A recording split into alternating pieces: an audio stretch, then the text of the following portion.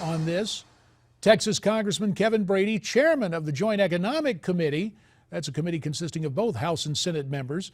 He is also a member of the powerful Ways and Means Committee in the House of Representatives. Kevin, it's so good to have you back on America's Forum. Well, good morning, JD. Thanks for having me. I always love being on with you. So, KB, the president says he's going to cut taxes on the middle class. He says he's going to, quote, tax the rich, end quote. That may be going on, but aren't there also some tax increases or some fee increases afoot for the middle class, courtesy of Obamacare? Okay, absolutely. We've got 23 taxes that are crashing down on middle-class America. And, look, I agree middle-class economics would work. This president isn't practicing it.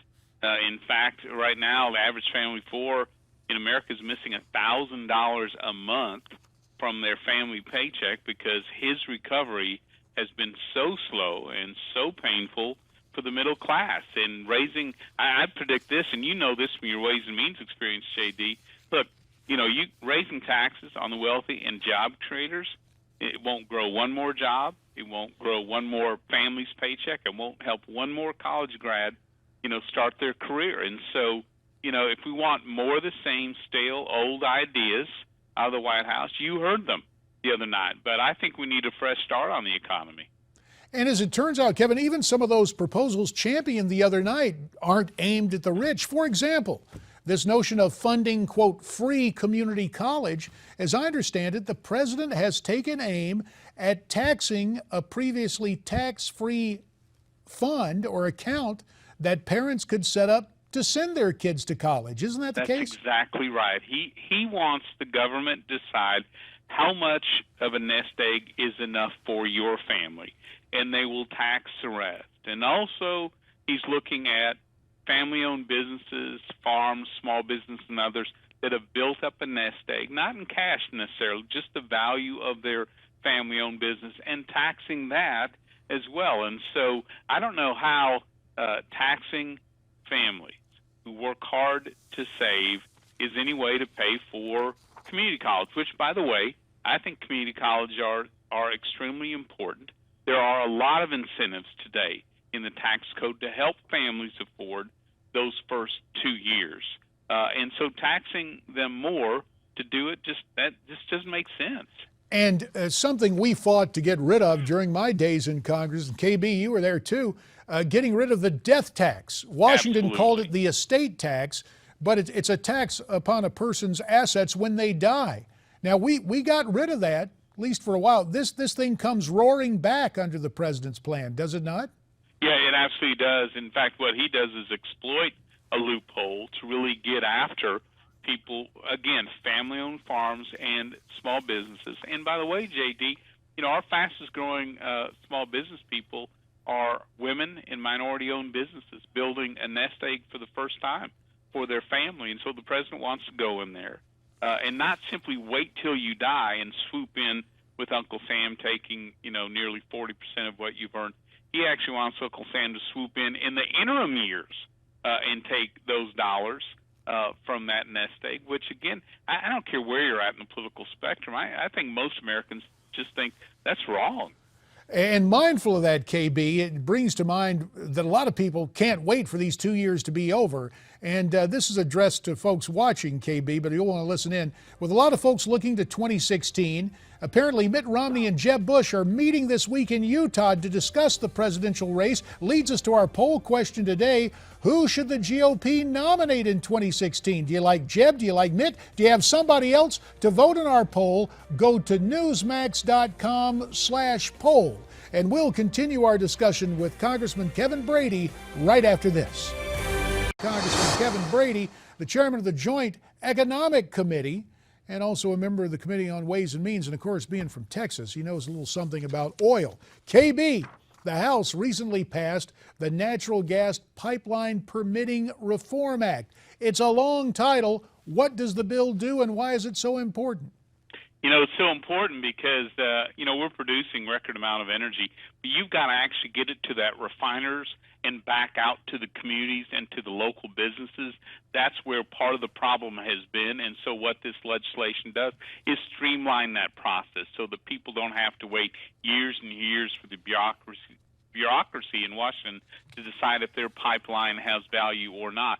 In fact, it sets a tight timeline. It's very reasonable, but if Washington doesn't act, the pipeline is approved, which I think is very critical.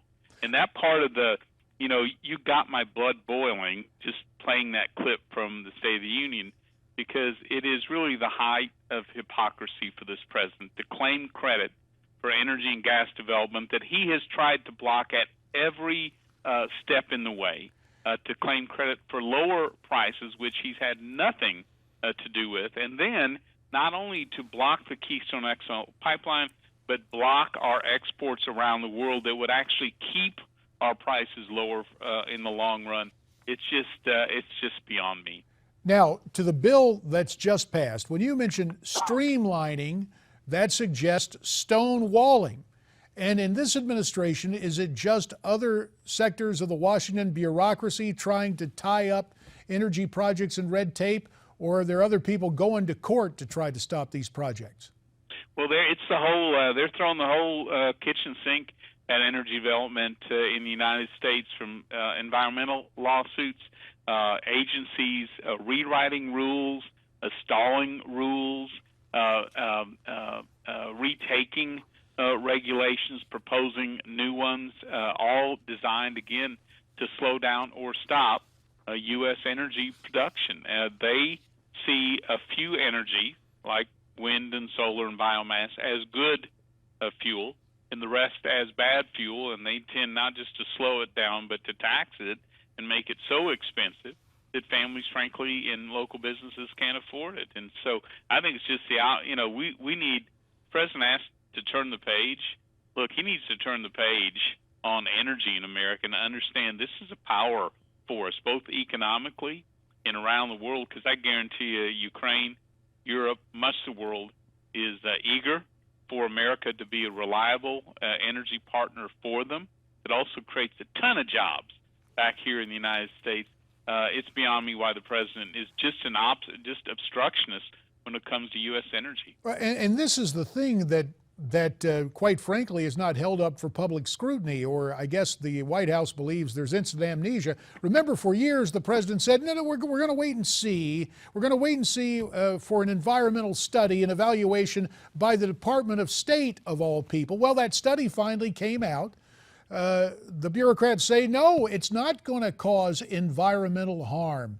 So why, in the face of that and considerable support from his party and from the labor unions, knowing the jobs it would create, knowing the benefit of the energy, KB, what are you hearing from your Democrat colleagues in the cloakroom? Why is it this president always threatens to veto Keystone?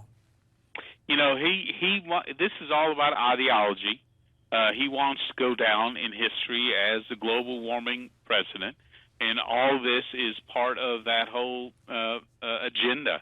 And how ironic, we started the discussion talking about middle-class economics, helping people get a good-paying job, some, with low skills, some with high skills, but middle-class families. And here you have an energy sector that creates jobs for, frankly, those with very little skills, as well as those with the highest degrees, good-paying jobs all across the country. And the president is the sole person blocking Keystone XL pipeline, the sole person standing in between literally tens of thousands of jobs for Americans in energy security. And so it really is, again, tied in with his plea for a better economy. His actions are exactly the opposite. And of course, the House has taken action, so will the Senate. Congressman Kevin Brady, we thank you for your time, and America's Forum is coming right back.